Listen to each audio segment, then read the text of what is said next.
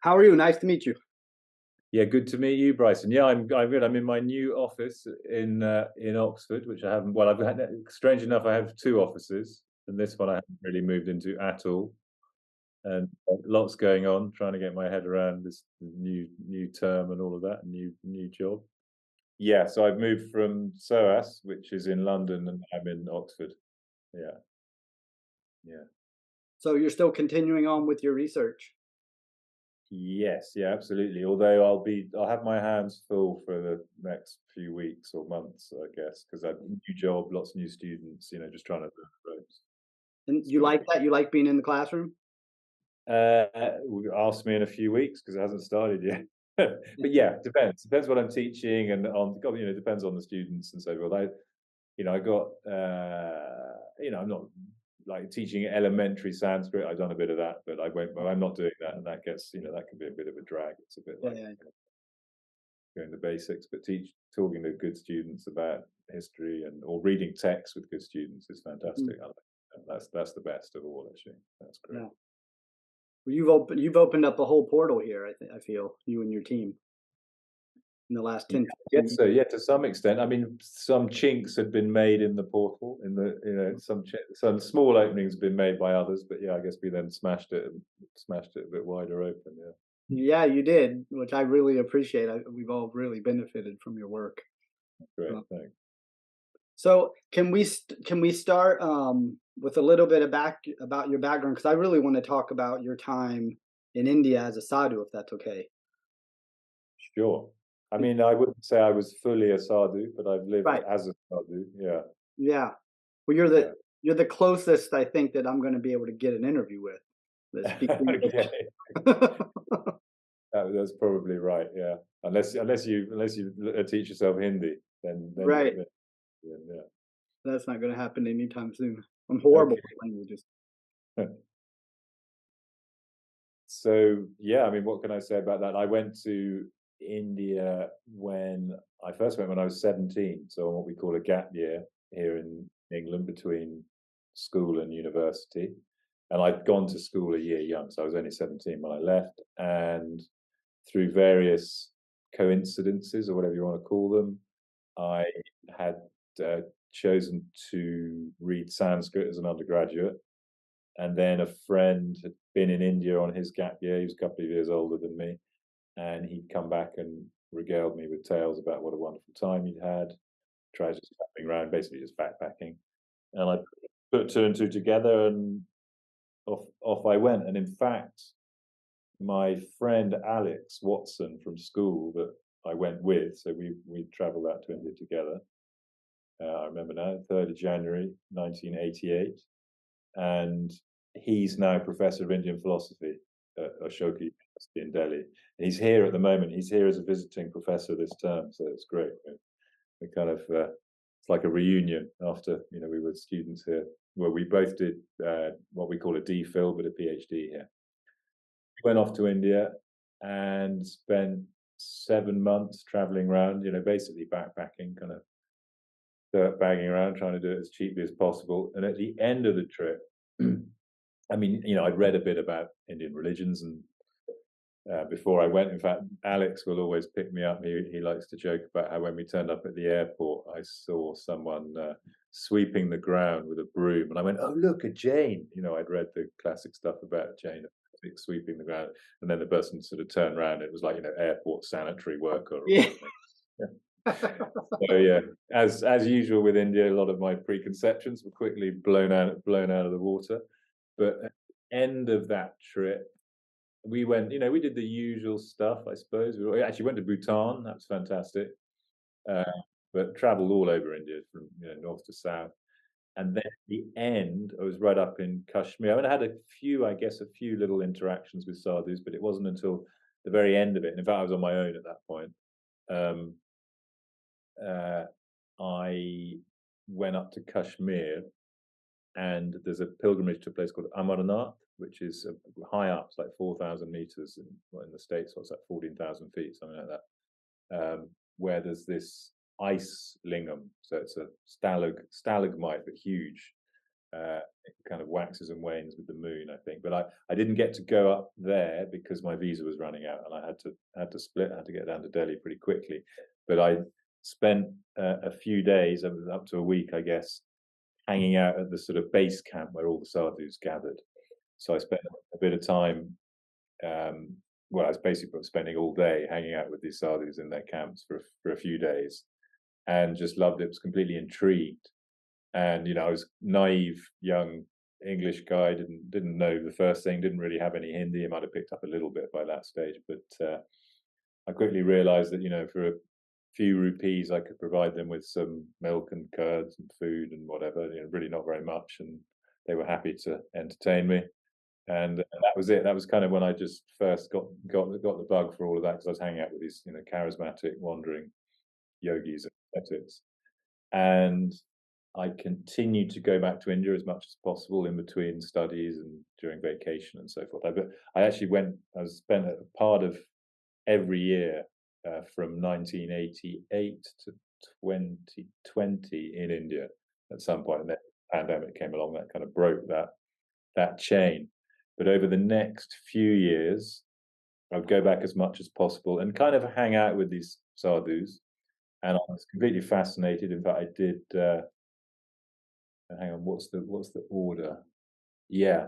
So after my undergraduate degree, I then went and spent a whole year in India, I think, and did more and more of this, and then realized that if I really wanted to learn more, to get fully involved, I'd have to get initiated and find a guru and join a sampradaya. So I went to the Kumbh Mela in Ujjain. So there's the Kumbh Mela, these big festivals happen every 3 years in 4 different places. It's a bit more complicated than that, but that's the basic timetable. And so I went to the Kumbh Mela in Ujjain in 92. I couldn't go to the one in 89 in Allahabad, the really big one, because that's just after I started my undergraduate degree. So there's no way I was escaping the intensive Sanskrit tuition. So I had to wait for the 92 one. And then through various sort of, one might call them serendipitous events, I ended up at this one camp. That's a long story about how I got there, but I won't cut a long story short. Ended up in this one sadhu's camp, but meanwhile, kind of on the edge of it, or across in the bigger camp, there was this one clearly very charismatic sadhu who we would see walking back and forth occasionally. And I remember one day asking a sadhu sitting next to me at the fire in our camp, and I said to him, who's that guy? Tell me about him. And he said, "Oh, beware of him." I was with my then girlfriend, Claudia, and this sadhu said, "You beware of him. If he gets inside you," or he turned to Claudia and said, "If he gets inside you, he'll suck out all your energy." Okay. So, and actually, by that point, I already knew, I'd read a few yoga texts, and I was aware of this Vajroli Mudra practice. So that's what was being referred to there. And then kind of we would go and hang out, sort of, first of all, I remember sort of lurking outside his tent, and then he'd call us in, and it was quite a scene. And we would sort of more and more gravitating towards him. And then one night, we didn't really understand what was going on. Had a bit of Hindi then, but in the middle of the night, we got whisked off. He had this devotee from Indore, which is a nearby city, who was known as Captain Sahib, looked like a big pirate, had like a pirate hat, had this crazy ambassador car with flames down the side and flags on the front, and we piled into that. So it was Captain Sahib was driving, Babaji, with that evening basically formally became our guru, and then his young chela, who was Brij Mohan Das, known as Chotia, Little Baba, who was aged about 11 or 12 at the time, covered in ash, wild, dreadlock type, and whisked us through the night to Omkareshwar on the Narmada River. And we went down, probably 2 a.m, bathed in the river. Then we were given a mantra and the forehead marking. And then basically hung out there briefly, and then got back in the car and drove back to Ujjain to the festival. And we had been sleeping under a tree in the other Baba's camp. And then, we crashed out, and then he came and woke us up in the morning, because obviously we overslept. Came and sort of 8 o'clock, 9 o'clock, what's going on? And he could see that we had we had a tilak, we had the marking on our forehead when he woke us up. He knew what had happened, and he was quite disappointed, a little bit grumpy, and we had to kind of sheepishly pick up all our belongings and wander over to Babaji's camp, and that was that. We basically had sort of moved in with him at the festival, and then actually we didn't see him after the festival for quite a while, because those days obviously no mobiles, no Facebook, nothing like that, and so it was really harder to hook up with people. And we did go looking for him, and then we bumped into him kind of by accident again, however you might understand it, in a place called Manikaran up in the Himalayas, in the Himalaya, in Himachal Pradesh. And then from then on, we kind of, we were pretty closely. We spent a lot of time with him. We could spent a lot of time down at his. He had two little ashrams, one in Gujarat, in a place called Bharuch, and one near Nasik. But then we go to festivals and just travel around with him. It was fantastic. But most of the 90s, I guess. I mean, in between studies, I started then did an MA at SOAS and a PhD back here in Oxford. But in between, I'd be spending half the year in India, and a lot of that would be with him. Most of the time, with him, traveling around and learning sort of sadhu culture, learning about yoga, because he was revered as an expert yogi, as evinced by what the sadhu said about him at the camp. And yeah, I mean that's the sort of basic. That's the basic structure. That's what happened. Yeah, and he was fantastic. He didn't speak English, so I had to, but I basically learned Hindi from him. I mean, I was keen to learn already. I was studying hard, and he was just the most fantastic guide, both to the sort of life of the yogi. He was kind of like a, what they call in Hindi, Sanskrit, avadhut. He kind of was beyond the rules and regulations, kind of slight crazy wisdom. He was part of a very Pakka orthodox sampradaya lineage called the Ramanandi sampradaya, and there's like a sub lineage called the Theravaitiyagis. So he was kind of, he had a very Pakka position within the tradition, but at the same time he was like the black sheep and didn't always observe all the rules, and was kind of, sometimes laughing at everything from the side. He had a great wicked sense of humor, and but at the same time hugely charismatic. So if people, he could get away with it, basically, and we would, and through, both because of his charisma and his position, Claudia and I, when we traveled with him, we could go to places where foreigners had never been let in before, because people were always a bit wary of, they wouldn't refuse our Babaji because he was too much of a wild guy. He wouldn't actually like physically fight or anything, but he was kind of an imposing, charismatic character. And so yeah, we got an amazing insider's view of that whole world. For me, this is completely fascinating because I traveled around and did similar things, but I was never with the sadhus. But that sense of like wildness or wonderment. But what was your attraction? Like, were there practices they were doing? You're like, oh, I want to learn this, or is it just the culture, the lifestyle? Like, why would you want to integrate into this community? Because you obviously spent a ton of time. It wasn't just a one trip and you thought it was interesting and left. Like something kept drawing you back. Yeah, I mean, it's a very good question that I ask myself often. I mean, there's, on the one level, there's his charisma, that is purely on that level. But I was fascinated by the whole culture.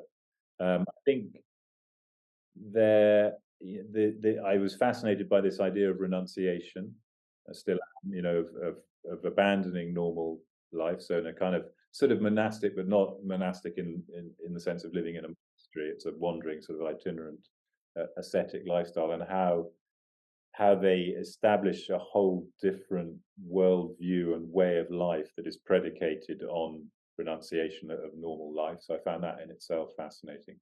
Yeah, and I just found, and I suppose developing from that, I found the whole aesthetic as well very beautiful in a way, the simplicity of the life. Some of the characters you would meet were just, hugely ascetic, with only they'd have possessions that only they'd made themselves, and some people would never go under a roof, that kind of thing. Extremely restricted diets, and it seemed to work. I mean, so that they're not all charismatic. Obviously, lots of people, lots of these characters are, not particularly interesting to hang out with. But I was sort of fascinated by their way of life. And one element of that way of life certainly was practice of yoga. But it's not like they're all doing yoga. I mean, you can add the word yoga onto the end of anything, bhakti yoga or whatever. You can kind of argue that anything is yoga, but that's slightly that's not even within the tradition. If you talk about yoga, they know what you're talking about. It's pretty similar to how we would understand it as well. So Babaji, my guru, was known as sometimes would be called Bal Yogi or Yogi Raj. Bal Yogi means child yogi, because he was initiated at the age of 9 or 10, and was taught yoga by his guru from that age. And when I say yoga, I mean the physical practices of yoga. And his guru was a very senior, well-respected Ramanandi ascetic, and had over, I think, around about 75 ascetic disciples, and then hundreds of thousands of lay disciples, probably. And he was this classic tradition, which is almost dying out. I only know 1 or 2 that still exist, but what they call a jamaat, which is like a traveling monastery, and they would just wander on foot around India in, sort of basic core would be 25, 30 sadhus, sometimes up to 100, and they'd have cows, and in the good old days would be elephants, and they would literally do a full circumambulation of all of India. And then, they, in certain seasons, they'd be doing different austerities, like the fire penance, when you sit surrounded by fire. But among his disciples, of his 75, he then had a sort of core of 5, of which my Babaji was one, but he only taught 2 of them yoga. Okay, so there's this idea, it's interesting, sometimes you get this idea in the West, that the yoga, well, it's very prevalent now, that yoga's for everyone, yoga's a therapy, everyone should be doing yoga, but that's how it's understood within the sadhu tradition at all, the physical practices of yoga. They think you need to be, A, fit, strong, and young. They think you should start when you're young, and B, have the right attitude. You've got to be quite headstrong and brave and bold. They see it as quite a difficult, intense sadhana, a difficult practice. And certainly, some of the techniques that are involved are quite, like for practicing Vajroli, for example, is not for the faint-hearted. So Babaji was one of only 2 of his disciples that was taught yoga. And from the outset, I started to practice yoga, and I was keen, because it was part of, I basically wanted to emulate this world, this lifestyle that I was, of the people that I was living amongst. And I was young, fit, and reasonably healthy, and Babaji thought it would be fine for me to do yoga, so he would teach me the practices as well. But so that was just one component of the whole lifestyle, the itinerant kind of ascetic tradition, wandering around just with a blanket and sleeping on the floor and eating a restricted diet and so forth. That was, yoga was just one component of all that. And going on pilgrimage, that's, I loved just constantly wandering around. So we went to all, there are various kind of sets of pilgrimage routes. For example, there's the Bara Jyotirling, so the 12 lingas of Shiva, which are all over India. So we visited all of those, and then there's 4 big shrines in the Himalaya, and then, so it's kind of structured wandering, structured itinerance. I really enjoyed that too. But when it came to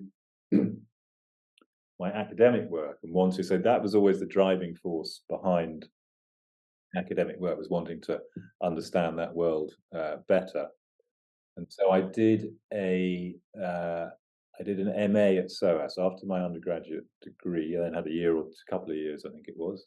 Maybe it was 1 year then, and then in India, and then back to SOAS. And I did anthropology, and I did a dissertation on, it was kind of ethnographic dissertation on ascetics. In fact, I was arguing against this idea that, in fact, it was called, the title of my master's dissertation was Some Common Fakirs of an Inferior Order, because I was quoting from Paul Brunton, A Search and Seek in India, that book.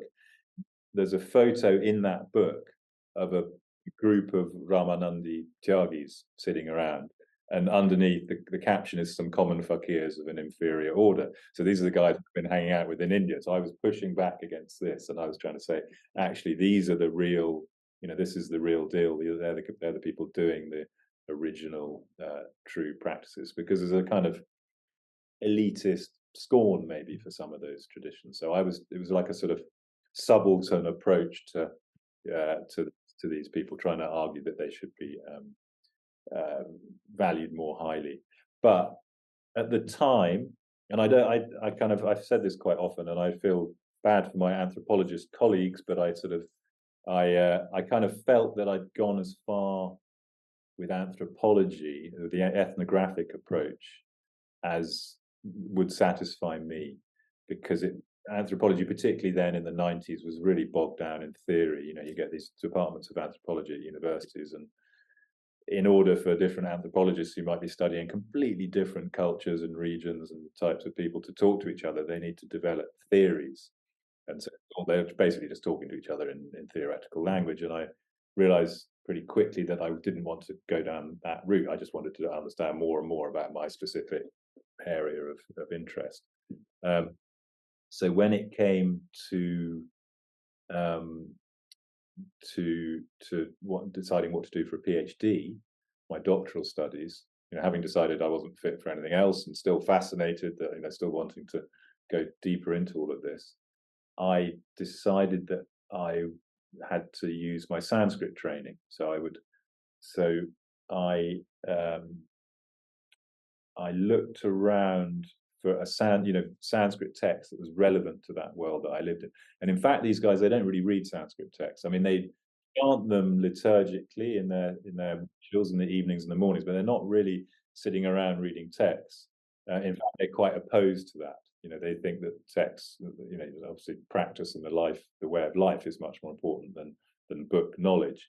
But that's not me. I need to have a balance of both things going on. In fact, the balance has gone much more further over to the books in recent years. But the only Sanskrit texts of any direct relevance to that world that I was living in are the ones on Hatha Yoga, on physical yoga, really. So I looked around, and in fact, you said earlier how I'd opened up the portal into this whole world. Well, there was one book by a French scholar called Christian Bouy called Les Hatha Yoga et les Upanishads, which was published in '92, where he had done some serious textual philological study of Sanskrit works related to yoga and the Nath yogis. And so he had identified a few texts and shown how they had been. The thesis of that book was how the corpus of Yoga Upanishads, which appeared in in fact, the bulk of them appeared in about the 17th, 18th century. They're a late composition, that they had taken huge chunks, sometimes entire texts of these earlier yoga manuals that were written from the sort of 12th, 13th, 14th, 15th century. And one of those texts that had been used to compile one of the Upanishads was a text called the Khichdi Vidya, which I then decided to edit for my doctoral thesis.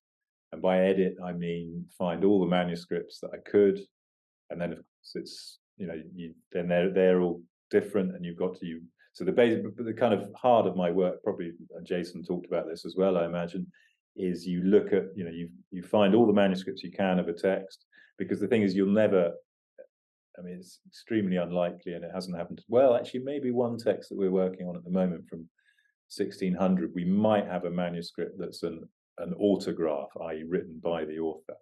But that's very unusual in Indian traditions, particularly because of the climate. Paper manuscripts just because it's you got the extremes of temperature and humidity and insects and so forth. They very rarely last more than 200 or 300 years. So you're always looking at copies of copies of copies normally, or more than that. And also people change things, as you can imagine, maybe for ideological reasons and so forth. And in fact, that was apparent in this Khichdi text. I was able to show that it was originally a chapter of a text called the Matsyendra Samhita, which was, or did I show that? Or maybe a longer text, yeah. they're not originally part of that text. It was brought into that text, but yeah, it's complicated. But the text that it was originally part of included praise of alcohol, madira, which is kind of can fit metrically with khichdi, and you could see how some manuscripts had changed the word alcohol to khichdi and so forth because they wanted to get rid of this idea of alcoholic practice. Anyway, so the PhD took me 6 years. It should have taken me 4, but I ended up getting hold of 30 manuscripts when I thought there were 6 or 7 when I started off. So that's my excuse for taking much too long. But it was great. It was a fantastic time to be in Oxford because, like, my friend Alex was here, and Alexis Sanderson, who's like the world's leading expert on Tantra, particularly Shaiva Tantra, he was here. He had a great group of students and postdocs and so forth around him. So it was a really brilliant scholarly environment. So when I was here, that's what I would be doing, you know, collating the manuscripts and trying to work out what the text said. But I still would be spending half the year in India, either trying to find manuscripts, going to manuscript libraries, or hanging out with Babaji and other sadhus, trying to find sadhus who did the practice, this Khichdi Mudra practice, which is tongue goes up above the palate.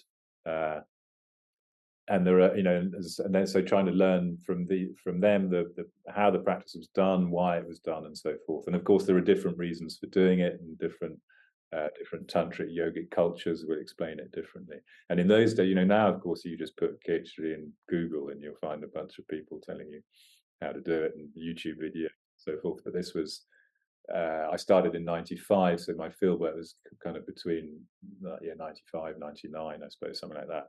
And you couldn't find people on. I remember the first, actually, there was a guy called Yogani who had AYP, Advanced Yoga Practice. I don't know if you ever heard of that. And that was the first kind of, somehow through the internet, I became acquainted with his work.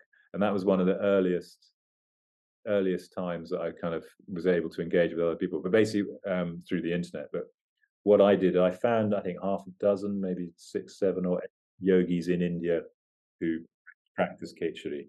Yeah, so that. I had the Theos Bernard text where he Yes, explains how to do it. I have an original copy of his. Oh wow. And I was like, you know, but I had also heard of the Khichdi coming from the Buddhist, which was a much more milder, gentler. Yes. Yeah, well, I look into that in the book, actually, because then got published the book. So early on, you know, you get these references to the Buddha turning his tongue back, but not going up. And that seems that's quite a relatively common. You see that crop up in a few other texts, not just Buddhist, as a meditational attitude. But there does seem to be, I mean, so I used to think, like, as a result of this big research project that I had running from 2015 to 2020, I sort of revised my opinion. I used to think that that, you know, these practices, these Hatha Yoga physical practices, like the Khichdi Mudra, where it goes above the palate, were ancient and were just, you know, but for some reason were written down for the first time 1,000 years ago. But I'm now 100. I mean, you can never be 100% convinced, but really pretty certain that in fact they knew their new practices on the scene around about 1,000 years ago for various reasons. But you know, there's absolutely no record of any of them prior to that period, whether in artistic depictions or text. It's fascinating. Yeah, exactly. Well, I don't quite. Yeah, I mean, I think there's definitely some Chinese connection going on. Yeah, so I have a background in that, and I'm always seeing, like, through the Salung and stuff, I'm always looking like, this stuff seems much more like from the alchemical or the Dao Yin, actually, even pre-alchemical stuff. And then same with the Buddhist stuff. It's like, because my mind, when I start studying this and then got into the work of the sadhus, it seemed like Buddha was a sadhu. Even after he became the Buddhist, still sadhu. We sort of get a different view now, but if you look, it's like he's doing these practices, which to me were just completely interesting and fascinating. Yeah, he's exactly the sadhu life. Yeah. And so then you see this moving even into Tibet, and it seems like there's still these strands of like that sadhu mentality and some of these practices. That's just really fascinating. But nobody's really kind of sussed it all out until you. But I feel like there's still so much to be done there. Yeah, there's still a lot to be worked out. I think, like you say, these Chinese Neidan, these alchemical practices, this inner alchemy. And I mean, I make a few in this book I published recently, the Amrita Siddhi. Uh, I make a few assertions in the introduction there, and particularly in the structure of the body, how it's theorized, and with these alchemical notions in the body and these ideas of the planets and various substances moving around, is so closely paralleled by some of these Nedan, these inner alchemy practices from China, that it's definitely not coincidence. But what's strange is that I haven't really found much in the way of correlations in practice. Okay, so the principles seem to be pretty close, but I mean, maybe there are experts out there. I mean, the thing is, I've often said this, but I think it would require a big kind of multidisciplinary research project. You'd need specialists in all these different areas to try to work out exactly what's going on. Because I think all these practices are all circulating, India, Tibet, China, together with sort of substances as well, the material substances used for alchemy and so forth. So yeah, there's a lot of scope for trying to make sense of all of that.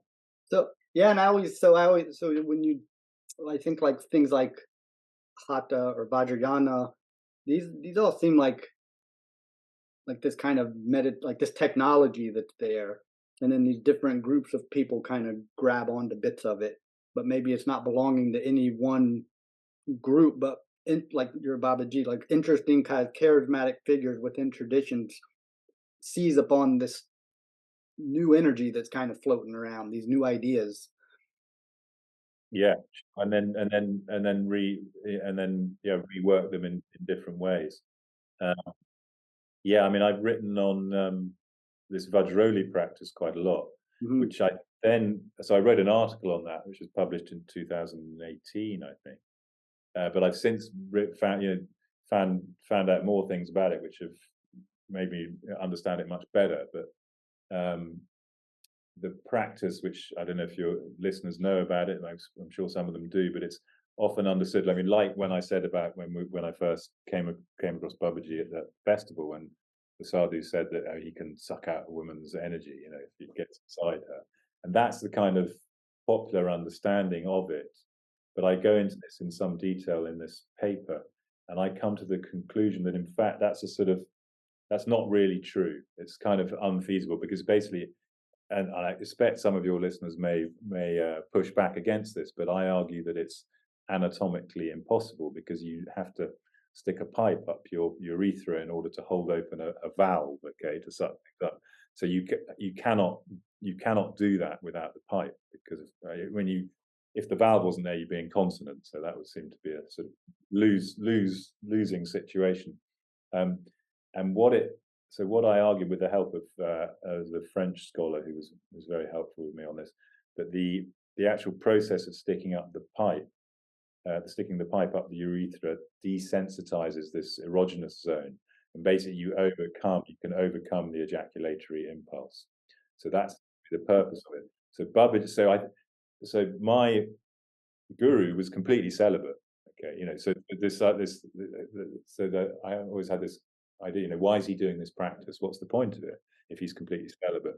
But he then explained it to me that it's literally through the mechanical action of sticking up the pipe, and then he could suck up liquids and so forth. And people have seen him peeing out milk and thought he must be a super saint because of that. That only kind of enhanced his reputation. But he didn't explain the mechanics of how this happened, but he would say that because of his mastery of that practice, he had never shed his semen, his bindu, and he's particularly revered. There's this idea. Sometimes you'll read in discussions or books on Indian religion and asceticism and renunciation and so forth. You're meant to do it in the later stage of life. There are 4 stages of life. But in fact, that's a sort of imposition from the more orthodox Brahmanical tradition, because they don't want everyone clearing off and renouncing as kids. Right. So that makes society fall apart. But in fact, within the ascetic tradition, within the yogi tradition, you're revered much more highly if you've become a yogi or an ascetic at a young age. And one of the reasons for that is it's then understood that you would never have shed your bindu if you mastered the practice early on. So he would say that, Babaji would say he'd never even had a wet dream or anything. And Then, so I kind of worked that out in this paper. But what I later worked out was that the name Vajroli itself means the same as Vajrayana. Okay. So I think that originally, I've argued kind of in brief, I think I've published this. I forget. So, you know, I've had all these things in my head, but then I forget what I've actually published, but I think I've written that I've actually published this somewhere.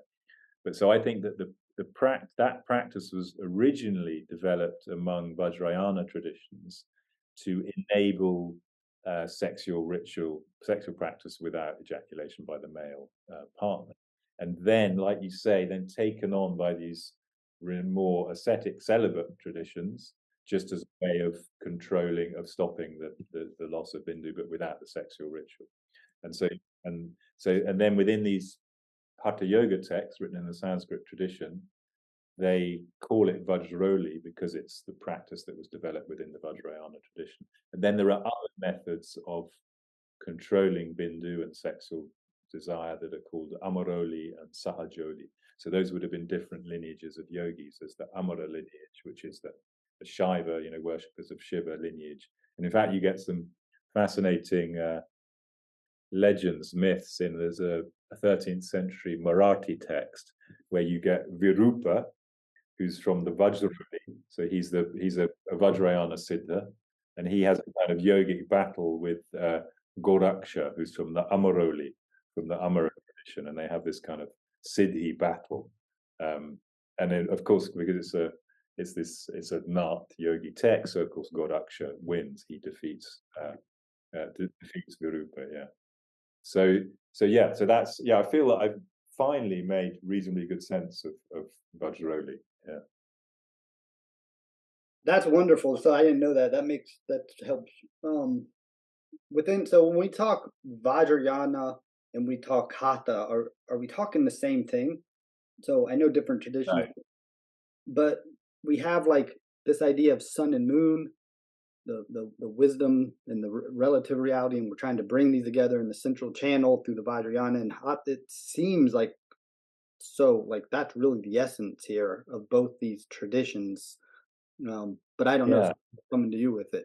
Well, you might. I mean, my knowledge of Vajrayana is pretty scanty. You know, scanty. I defer to plenty of my colleagues who are much more expert than I am. You know, I had a sort of basic understanding of it, but then I really had to improve that because in the course of working on this text, the Amrita Siddhi, we got, actually it was here in Oxford, and I had various reading sessions of it.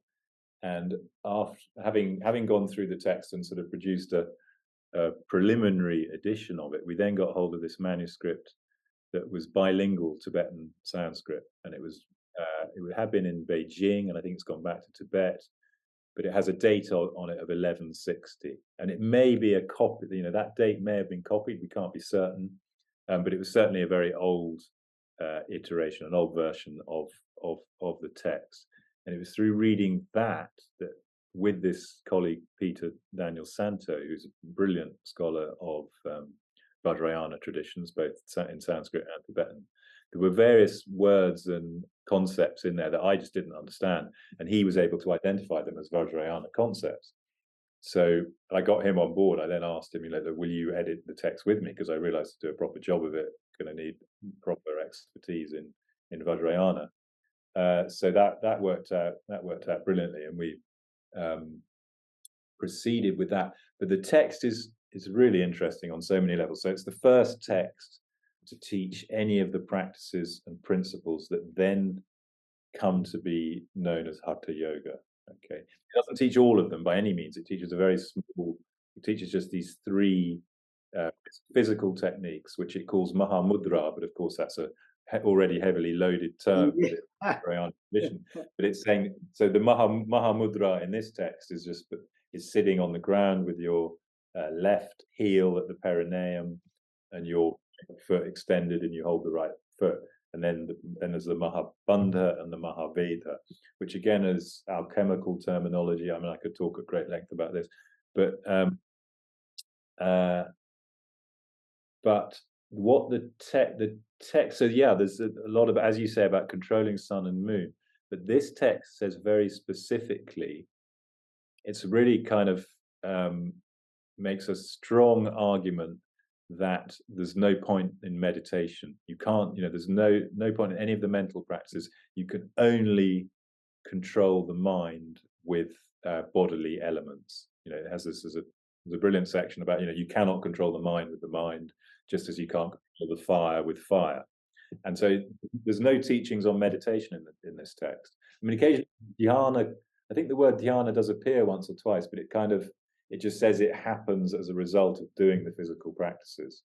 It's not like you should meditate. So it's a really extreme position, basically. Even though it's clearly, the text is composed in a Vajrayana milieu, it's kind of rejecting regular Vajrayana practice. It's a very sort of heterodox Vajrayana tradition, and even then so it basically rejects mental practice at all. It says the only way to succeed is to control the breath, and the only way to do that is through these physical methods. And then even within the Hatha Yoga tradition, it's quite, it occupies it's the first text to teach this stuff, but subsequent texts almost all do bring back in, they don't repeat this stuff about meditation is pointless, or controlling them possible with the mind, and they bring back in the meditative practices and so forth. So within the Vajrayana tradition, it seems to me to occupy a pretty unique space. I mean, there's scope that it generates in Tibetan, and I don't read Tibetan. Well, I did briefly, because I had to read this manuscript and so forth, but I'm no expert in Tibetan. But it generates a cycle of texts, the Amrita Siddhi cycle. So there may be, and that's waiting to be studied in more depth. So there may be more information to be got out of there. But yeah, so and the text itself, the Amrita Siddhi, does not use the term Hatha Yoga. Okay, it just talks about yoga. This is yoga. And then it's a later, so you probably talked to Jason Birch about this. There's a text written shortly afterwards, a Shaiva text, not a Buddhist text, called the Amarauga, which takes these practices. It's much, much, much shorter. It just summarizes them in a dozen verses or something, or 15 verses, and calls them Hatha Yoga. Okay. And so, and it teaches a fourfold group of practices: mantra, Hatha, Laya, and Raja Yoga. So from then on, but previously, Hatha Yoga, we do find the term used in Vajrayana texts. Nowhere else. We don't find it in Shaiva texts at all. The Kala Chakra. Yes. Yeah, I think it's mentioned in there, in the commentary on the Vimala Prabha, exactly, the commentary on and in Vajrayana tradition, interestingly, the Hatha method is used to refer to a kind of unorthodox tantric sexual ritual in which the male partner doesn't ejaculate. Okay. So it seems that the author of this Amarauga text, he took that concept, even though he's not talking about sexual ritual, but he takes the name Hatha Yoga to apply to the practices of the Amrita Siddhi. And from then on, that's the ground zero of Hatha Yoga. And after that, other authors use the same term, and they bring in other practices. So then to that gets added these complex methods of breath control, other mudras, the Khetri mudra, inverting the body, and then also asana, the physical practices. And in fact, so you could, even though, so the Amrita Siddhi is the first text to teach the principles and any of the practices of Hatha Yoga, but there are plenty of other ones that come from non-Buddhist traditions. It's not like we could say, oh, Hatha Yoga was Buddhist. Oh yeah, no, yeah. Because the Khetri mudra, the asanas and so forth, they all first appear in Hindu. Because obviously the term Hindu is a bit controversial at that period because it wasn't really used. But yeah. Well, even with the posture, those three postures you describe in the Amrita Siddhi, I mean, when you go up into Tibet finally and you get the Salong, they seem much more of Chinese because they're moving. They're more like a Dao Yin or a Qigong almost. Right.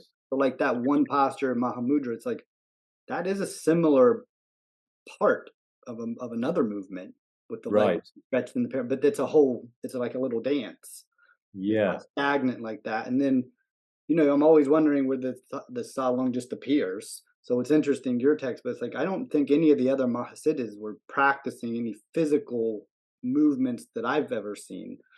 And like you said, the Hatha is mentioned in Kala Chakra, but now Salong's a big part of it in Tibet. But it seems Yeah. like in India it wasn't really. No, Other no, not at all. But it seems like the Salon, as I understand it, the Salon incorporated those practices of the Amrita Siddhi, those three methods. Somehow it's kind of included. I mean, it'd be interesting, for someone to try to work out when and how that happened.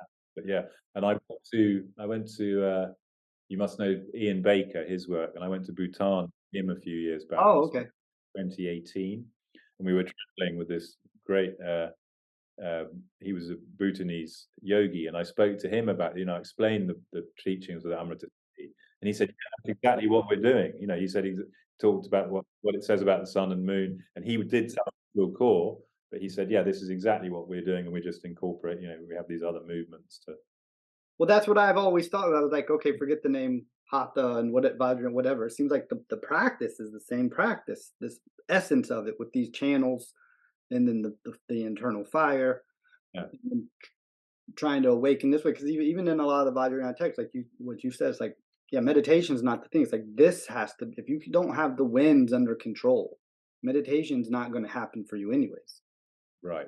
You have to, which is part of the prana in the. And have you done these? Have you practiced Salangtrul core then? Yeah, I did the 3-year retreat. Oh wow! Oh gosh, God. Okay, and doing the beps and the back because it looks pretty Yeah. hardcore.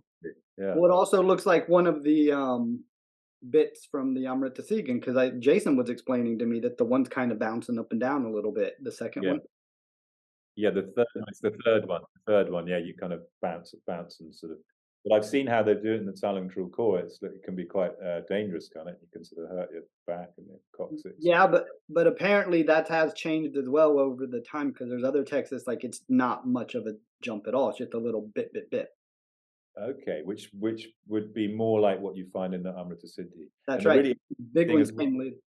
oh, the big ones came later. And Came why do later. you think, is that are they just showing off, or is there's said to be some? I don't know. I've just heard. So, like, you have this lineage going into Tibet. Like, it's all the yogis, Naropa, Tilopa, Naropa, Marpa, Milarepa. And it's not later until Gampopa takes it into the monastic lineage, but that's 3 generations into Tibet already. Okay. None of them were monastics. Milarepa was a lay, Marpa was lay, Naropa had given up his vows, Tilopa was lay. And so these movement practices are coming through that strain. None of them are monastics. Huh.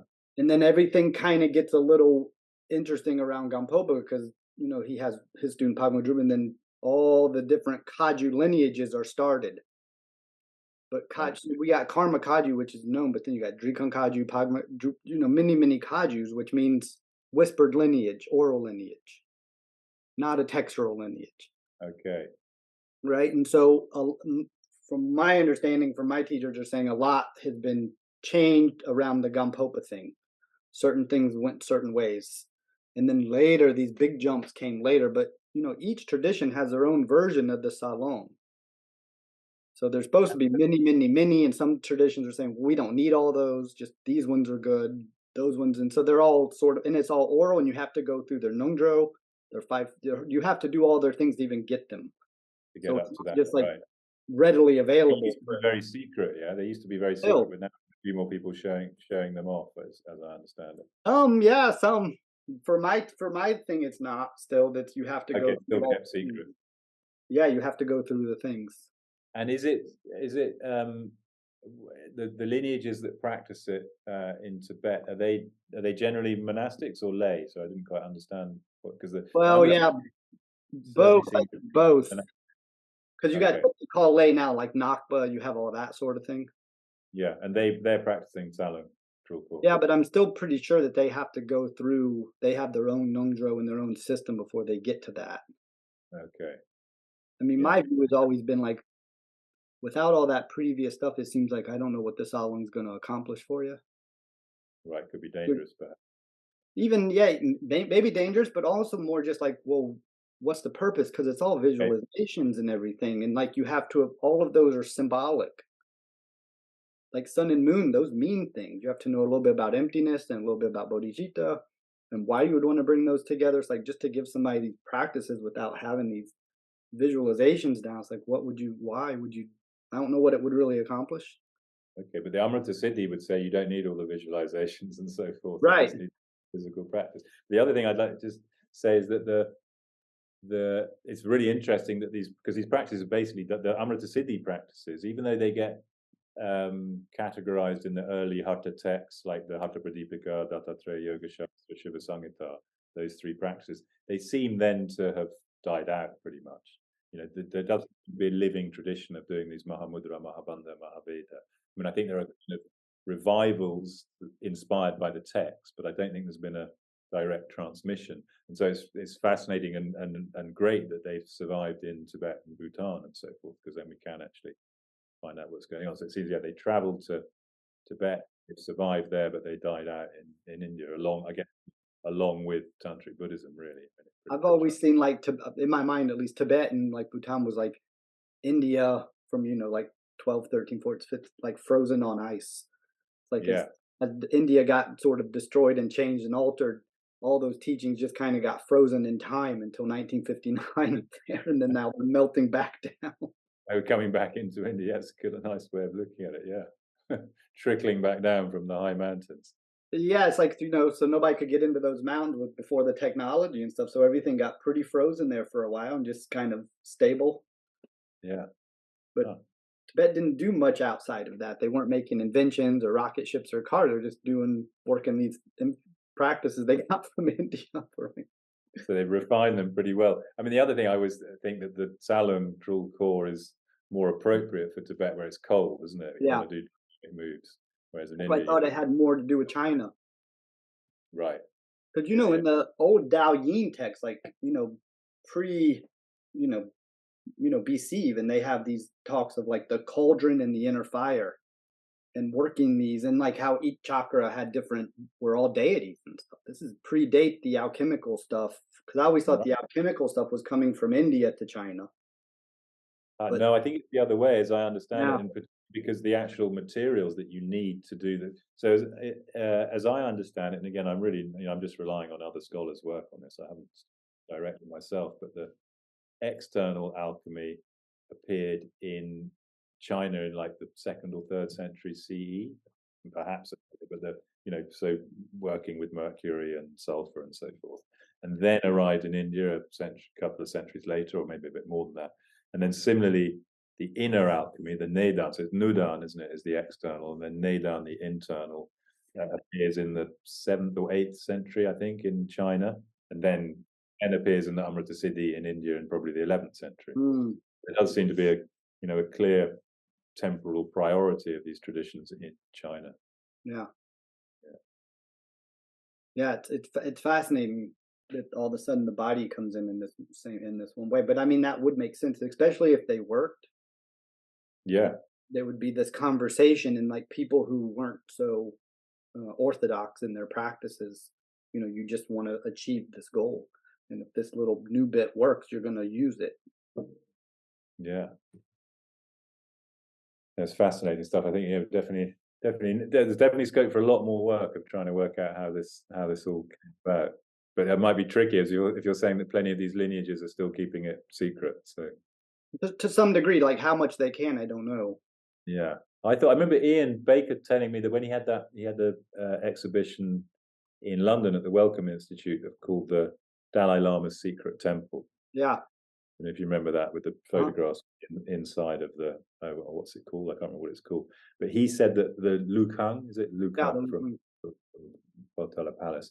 He said that the Dalai Lama had given an edict to say that all these secret things have got to be broadcast publicly now, otherwise they'll die. So maybe more of this stuff will come out. Yeah, he's done a lot of work with that. That's interesting. And I wanted to ask you one question. I don't know if you'll can shine any light on about this. So and we have Nalanda, and then we have Vikramshila. So like Mm. uh Gorakanath and Matsyendranath, is there any tie to Vikramshila with that Natha lineage that you know of? Not that I'm aware of, and they don't really seem to have been monastics through the legends that we know about them. And in fact, they were much further Right. south. I think I think the Amrita Siddhi was probably written maybe somewhere in the Deccan, maybe Maharashtra, And Yeah. all our earliest references to Matsyendra and Goraksha, so Goraknath in later Hindi, they're from the Deccan or further south. Okay. So I don't think they would have been part of that tradition. Right. I think that was scholarly. I heard something many years ago that tried to tie them to that. I just never really heard anything else. Yeah, I wouldn't be surprised if people have tried to, but I don't think the evidence stands up to it. I think they were too far south.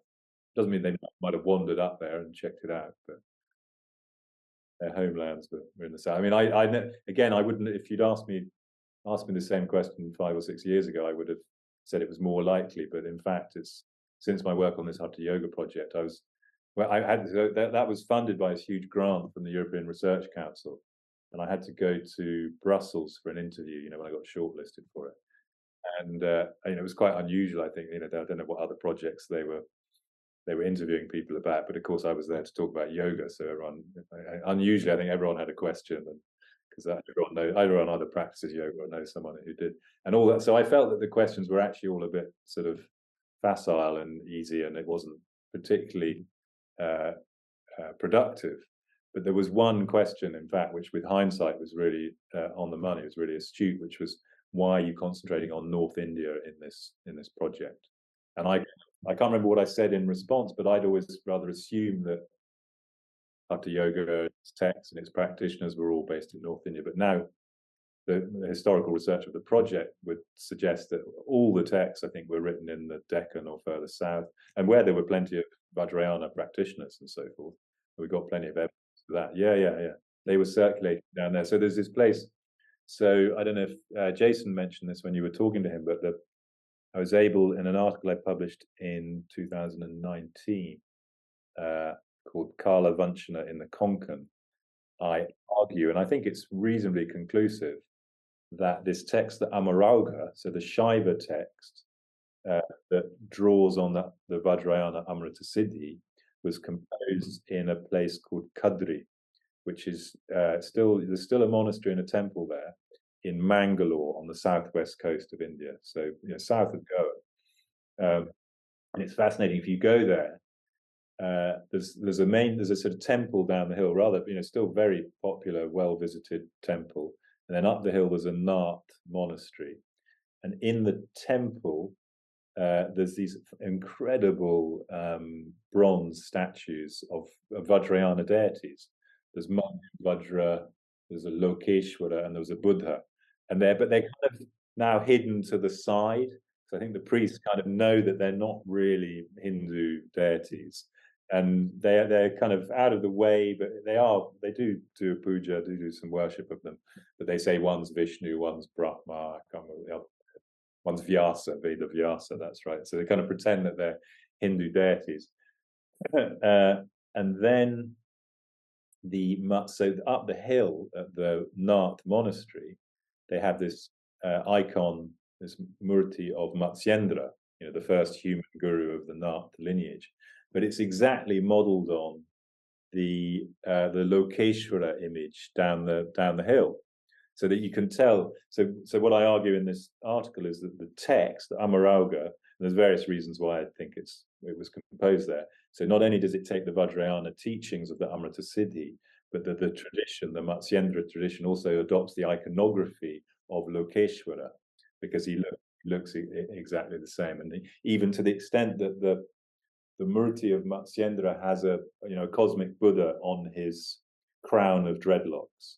Some call the Dhyani Buddha, but experts tell me you shouldn't use that terminology. You should call it cosmic Buddha.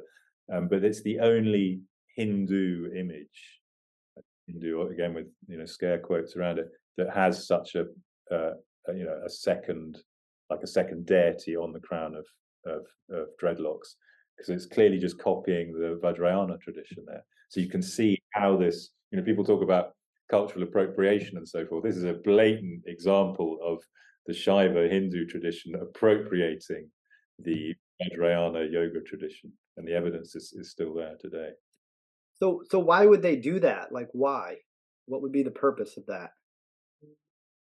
Yeah, that's a good question, and I do have some vague attempts at explaining that. Basically, Buddhism's on the way out, So it just gets absorbed into this, Shaiva tradition. I think maybe perhaps the monastery there was patronized by traditions from further north. Okay, and then so like Nalanda, Vikramashila, and Pala traditions in Bengal, and when they were reduced or decimated or whatever happened, then the long distance patronage. I think the patronage would have happened by sea. It's quite likely because Mangalore's on the coast, and in fact the bronzes are Chola bronzes. They may even have been transported by sea as well. They might have come over land, but I think it's quite possible by sea. So what I think is the long distance patronage might have been cut off. The Buddhist tradition died out, and then maybe the Shaiva tradition sort of appropriated what was there.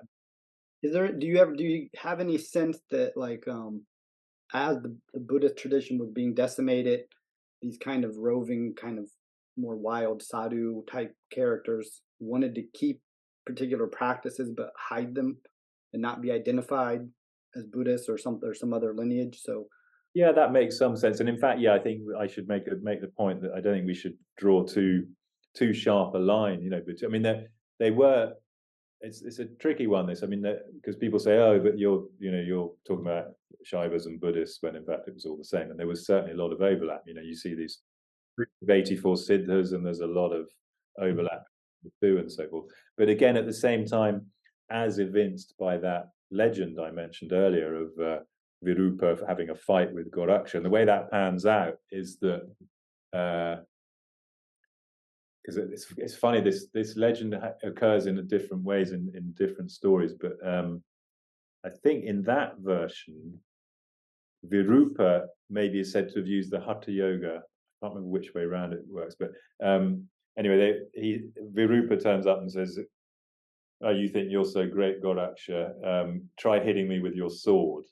And so Goraksha hits him with the sword, and it just bounces off because his body is so solid. And Virupas go, "Hi, look at me." And then Goraksha goes, "Yeah, that was pretty good, but try it on me." And so he then goes to hit Goraksha with the sword and just goes straight through him, because he's got this ethereal body. So yeah, there's some kind of tension there. There's definitely a rivalry. It's not like they were all one and the same and happy, happy. right. That's funny. I heard that same story, but it wasn't Virupa. It was Matsyendranath and Gorakanath.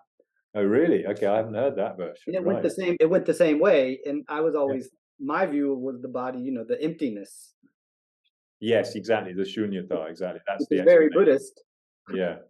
So Yeah, and it's also told with Goraksha and Allama, who was the first great yogi of the Virashaiva tradition. It crops up in a similar text from that period. So yeah, it'd be quite interesting to try to make sense of, to unpick different tellings of that story and try to work out who, where it's it. just such a brilliant history, and it's like this big detective novel. It's like you would probably never ever figure it out completely, but just going down the hole is so much fun, and the fact that you were able to live with the sadhus and actually I mean, it's amazing actually. Like I've always been fascinated with your story.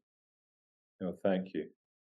And that Yeah. you actually came back and also do this work. It's like it puts you at such an interesting place. Like the juxtaposition is fabulous. I've been following your work for a long time, so I really Right. appreciate you coming on and spending time with us. Thank you very much. I've enjoyed it. I love chatting about this stuff. Yeah. Yeah, I'm a nerd for it. It's all I want to do. All right. Well, is there any final things I want to take? I know you got the new job here.